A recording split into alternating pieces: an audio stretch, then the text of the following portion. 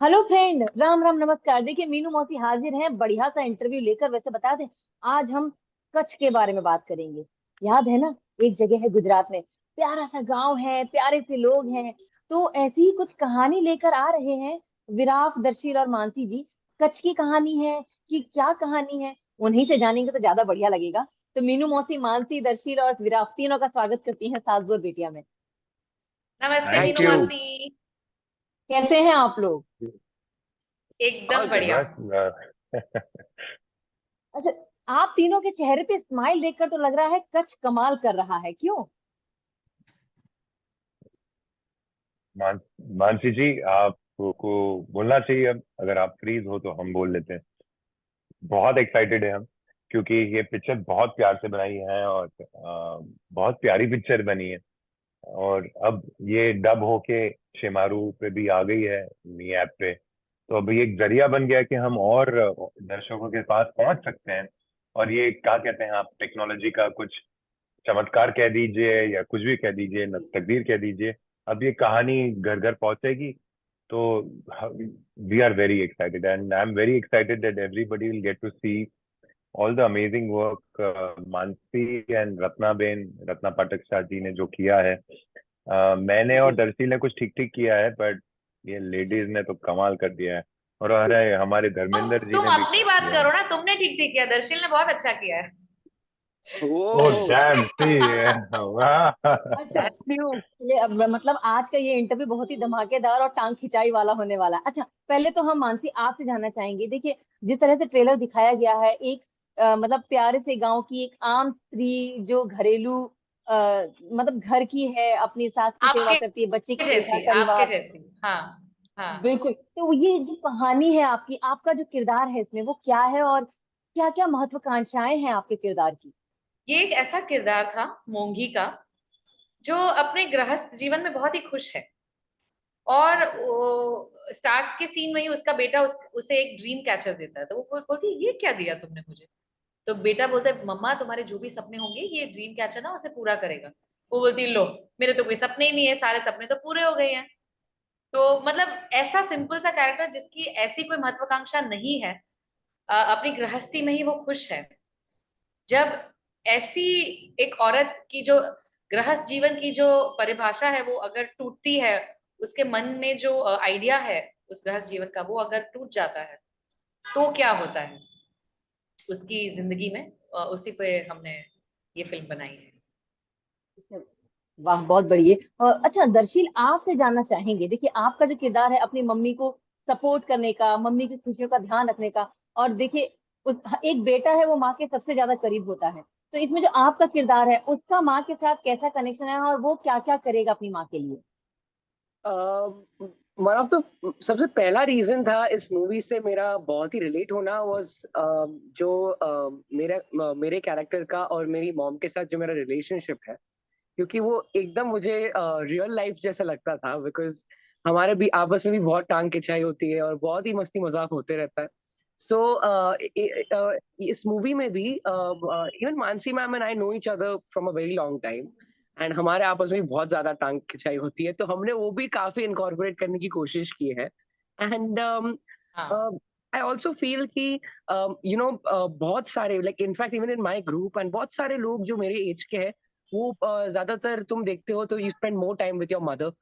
तो आप उनके साथ नेचुरली क्लोज हो जाते हो, एंड आप उनको नेचुरली सपोर्ट करते हो। आप उनको थोड़ा सा वो जो एक उनको शर्म आती है आपसे मांगने में, लेकिन वो हौसला जो हिम्मत होती है कोई भी चीज करने की, क्योंकि वो ये देखते हैं कि आप कितने फियरलेस हो।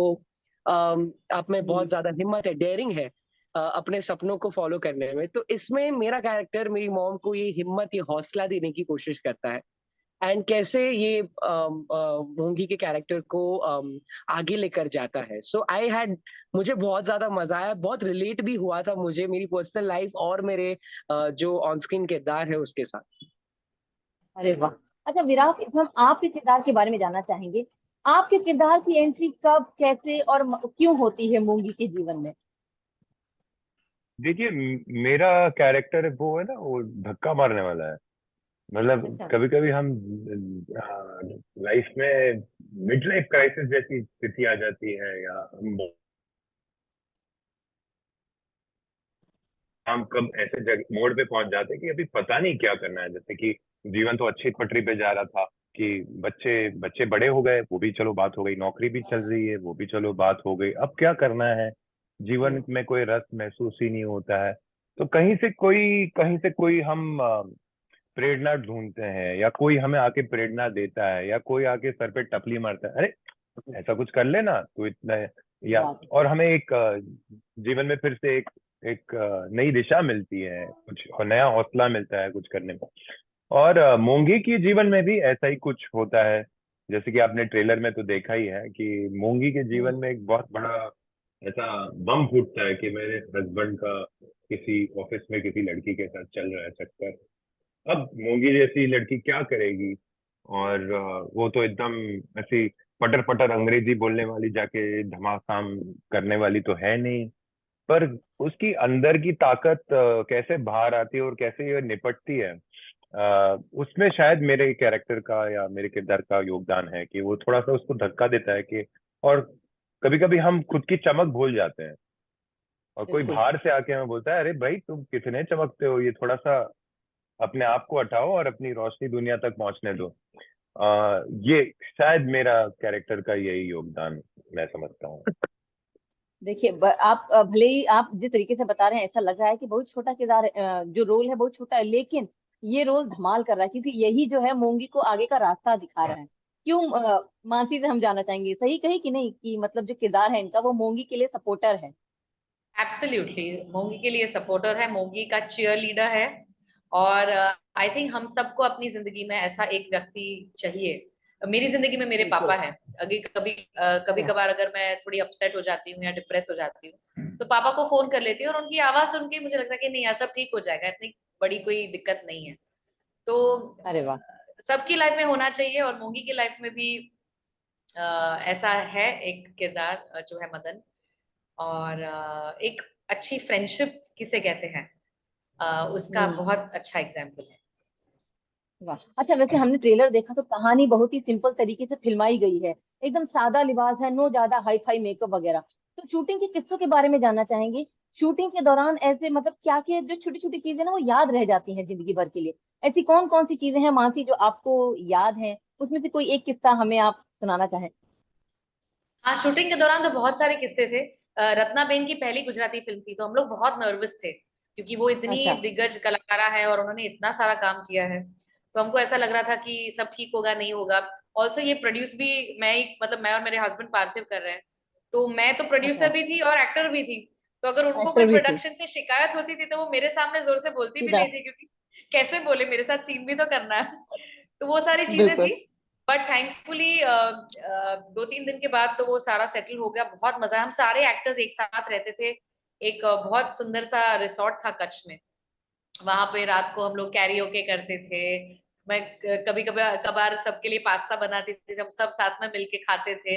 दर्शील बहुत ज्यादा मस्ती करता था, इतना सारा उसको खाना चाहिए होता था। अपने रूम में उसने पूरा एक स्टोर हाउस बना रखा था नाश्तों का, अरे अलग बाप रे। अलग स्नैक्स, जो कभी हमारे साथ शेयर नहीं करता था। वो अकेले आ जाता था, अंदर लॉक करके खा के बाहर आ जाता था। सो ये दक्षिण सारी शिकायत चीजें। हो रही है।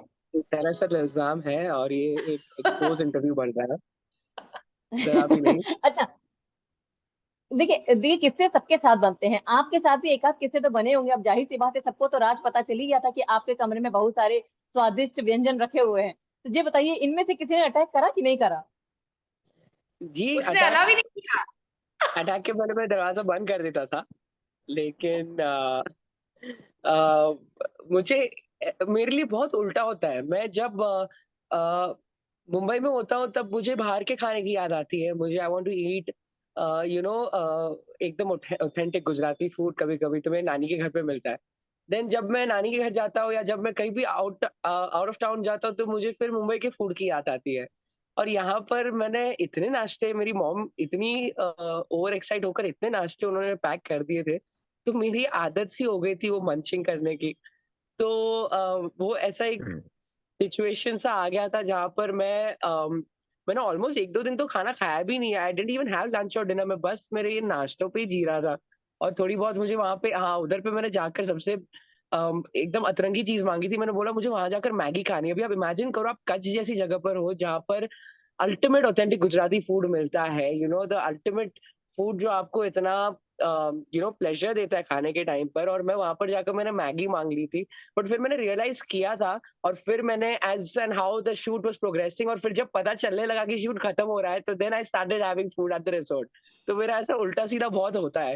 And I remember when Mansi ma'am actually cooked for the entire, मतलब हमारे जो रूम्स थे सारे, लाइक हमारी पूरी कास्ट एंड क्रू के लिए मैम ने किचन में जाके खाना बनाया था। My mouth is watering right now. उन्होंने फिर उन्होंने क्या मेन्यू बनाया था, द पास्ता एंड एवरीथिंग, मतलब मैंने इतना दिल खोल के खाया था ना उस दिन।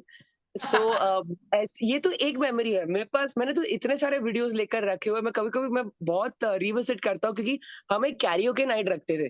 तो मानसी मैम तो of course you know is amazing singer. एक सीक्रेट सिंगर भी था हमारे साथ, एक सीक्रेट लाइक जो किसी को पता नहीं था। तो धर्म सर भी, धर्मेंद्र गोयल सर भी एक सिंगर थे। तो ये लोग सब एक कैरियोके नाइट रखते थे रात को, और हम लोग इतना हंसते थे, इतना एंटरटेनमेंट मिलता था हमको। सो मेरे लिए ये पूरा शूट ही एक मेमोरी है, जिसे मैं every now and then revisit करता हूँ, you know, specifically when I'm feeling a little down or low, and I use it as a benchmark के इसको एक अच्छा प्रोडक्शन, एक अच्छा एक्सपीरियंस बोलते हैं।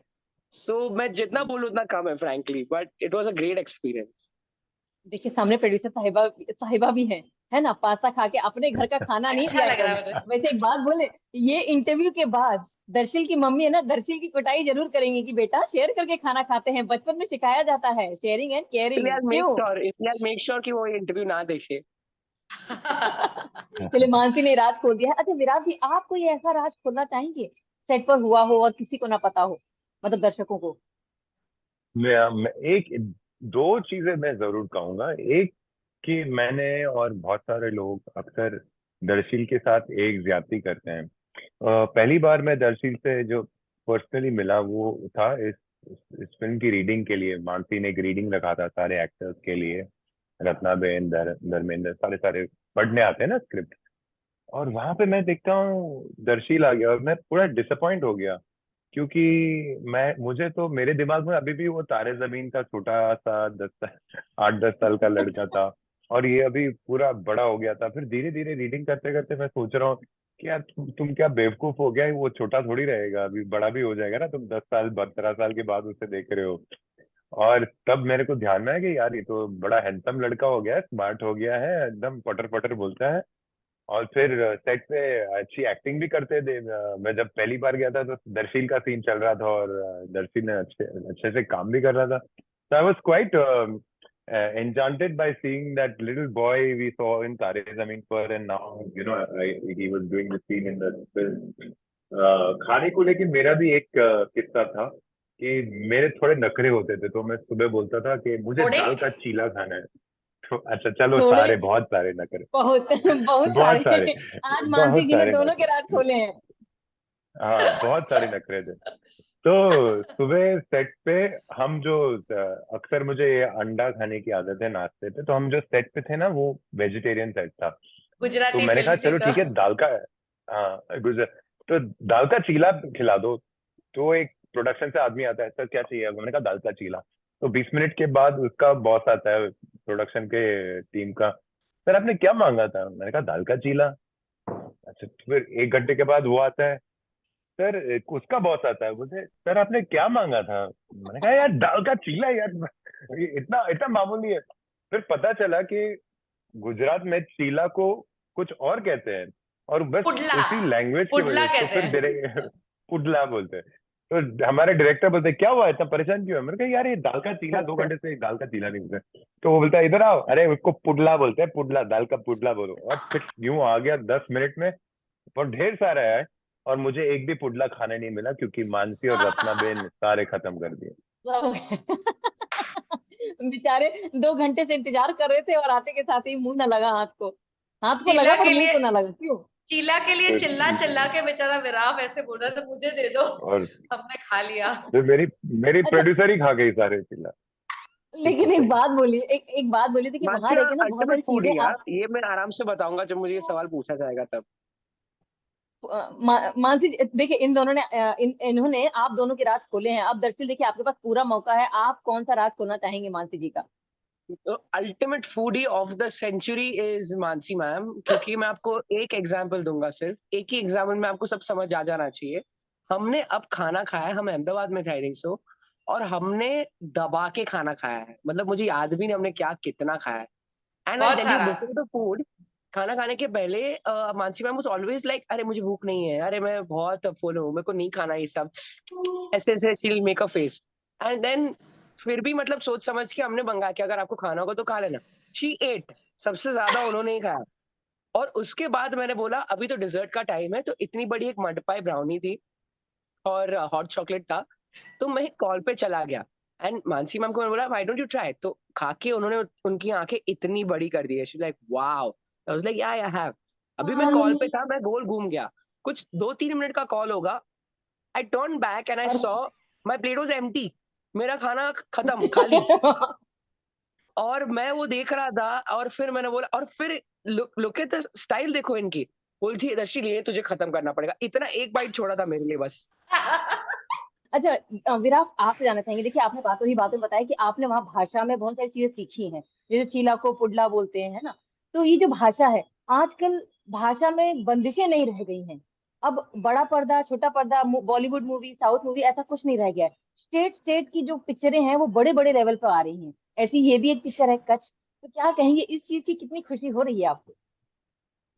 बहुत खुशी हो रही है क्योंकि बहुत ही प्यारी और सच्ची कहानी है। सच्ची मतलब ऐसा नहीं कि ये किसी हाँ, लिखी गई है बड़े दिल से, बड़े प्यार से। और मानसी ने मुझे मौका भी दिया कि मूवी के स्क्रिप्ट पे काम करने के लिए। और मुझे सबसे बड़ी ताकत इस फिल्म की यही लगती है कि कोई भी इंसान जब देख रहा है इसको, वो ऐसा मानेगा अरे यार ये तो कोई भी हो सकता है, ये भले कच्छ की कहानी है पर ये मेरे बगल में कोई पड़ोसी के साथ हो सकता है, अरे ये तो हमारे मौसी बिल्कुल। के साथ भी ऐसा हुआ था, और ये इस तरह का किरदार तो हमारे घर में भी है। तो कहते हैं ना, रिलेटेबिलिटी बड़ी हाई है।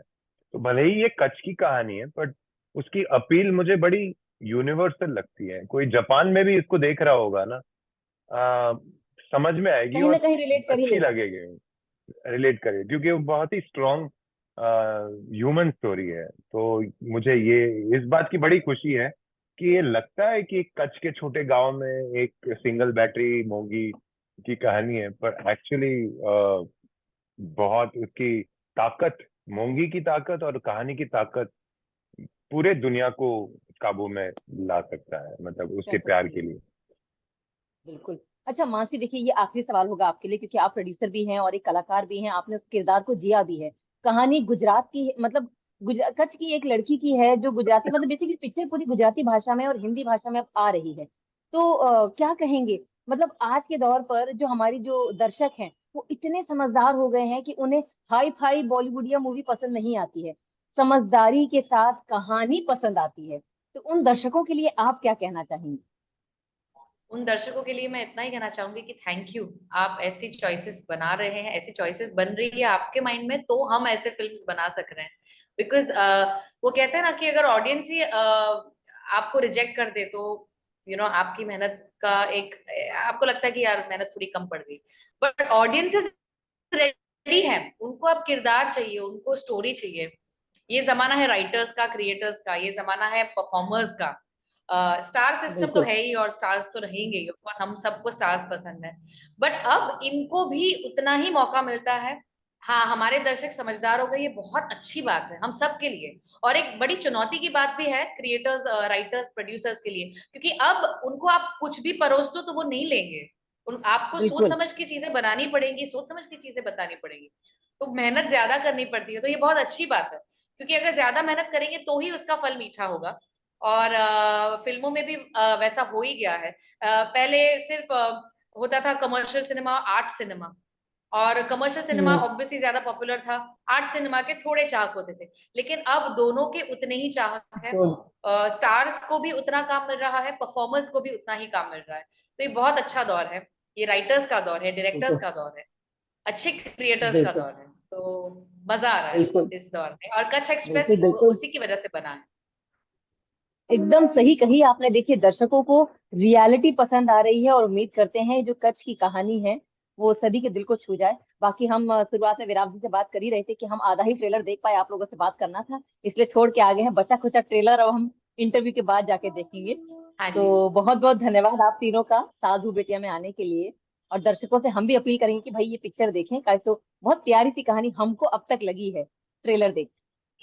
बस सास हाँ बहू हाँ बेटी के बिल्कुल। दर्शकों और को हम कहना चाहेंगे, सॉरी, गो हेड मान। सास बहू बेटी के दर्शकों को हम कहना चाहेंगे कि आप कच्छ एक्सप्रेस जरूर देखिएगा। शेमारू ऐप पे है, गुजराती में तो है ही, हिंदी भाषा में भी है, और आपको ये कहानी बहुत पसंद आएगी। और अगर आपको ये कहानी पसंद आती है तो डेफिनेटली हमें इंस्टाग्राम पे, फेसबुक पे आप मैसेजेस भेजिएगा, हम डेफिनेटली पढ़ेंगे और उसको रिस्पॉन्ड करेंगे। Thank you so much. बाकियों का आए ना आए, हमारा मैसेज आपको पहले आ रहा है। चलिए हाँ बहुत हाँ बहुत हाँ, धन्यवाद आप तीनों का, फिर से मुलाकात करेंगे। थैंक यू मीनू मौसी, थैंक धन्यवाद यू। मासी। बहुत थैंक बहुत यू थैंक। और अलविदा। बाकी दर्शकों से हम जाने से पहले एक ही चीज कहेंगे, सास और बेटे का यूट्यूब चैनल सब्सक्राइब कर दीजिए। कचरे की खबरों के लिए सास और बेटे सबसे आगे रहती है। ठीक है, तो अभी जा रहे हैं, बहुत सारा काम है, कल फिर मुलाकात करेंगे। Bye bye.